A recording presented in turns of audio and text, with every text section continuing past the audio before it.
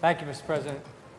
Like everybody else, I had a chance to listen to a lot of the comments that were offered, including the comments that just came from Senator Perkins. I would differentiate just in a couple of basic respects. I, like many of us, had a chance to meet Mr. Walder a little while ago. He was up in Albany several months ago, and I had a chance to ask him very frankly and bluntly, like, why do you want this job? Why would you want this job?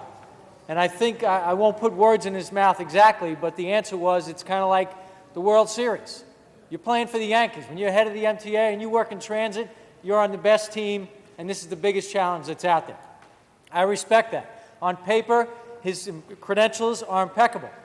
But I listened to Senator DeLon, and he made a reference that Mr. Walder had attended 2 public hearings when he didn't have to.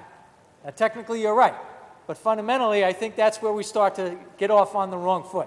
If a legislative body says they want a prospective nominee, or they want the chairman or the executive director, bottom line is they should show up. They're not doing us any favor. They should be there because that's their job, that's their responsibility.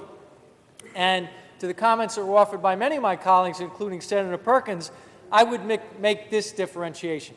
We all have our one vote, and in reality, that's all we have. Perhaps we have our reputation and our integrity, but the bottom line is we have our one vote.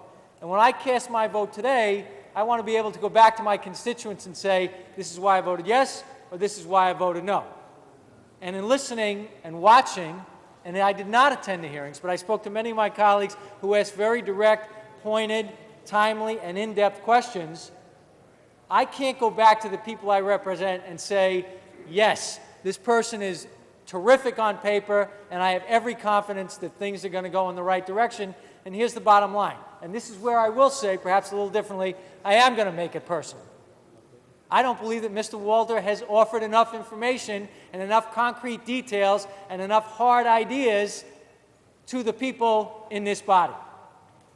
So I can't go back right now and say, I'm good. On behalf of the people I represent, I think we're going in the right direction. I'll just give a couple of examples. Let's not overlook the fact that despite the fact that Mr. Walder has been overseas for a number of years, he worked for the MTA for 13 years. He's not a newbie to the situation here.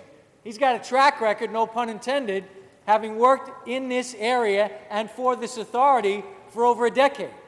So he's not unfamiliar with some of the problems that have been around before, during his tenure, and after, and the things that are there prospectively. And I don't care whether it's him or anyone else who's looking for this job, when you come and you're going to take on a responsibility like this, you do your homework. You're not coming into this blind.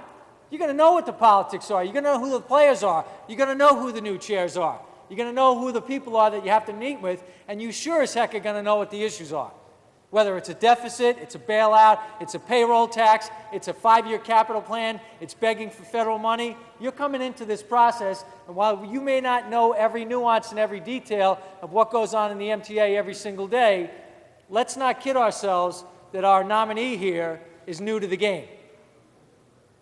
Now, why is that important to me? Because on very basic things, and I'll use 2 examples, not enough forthright answers.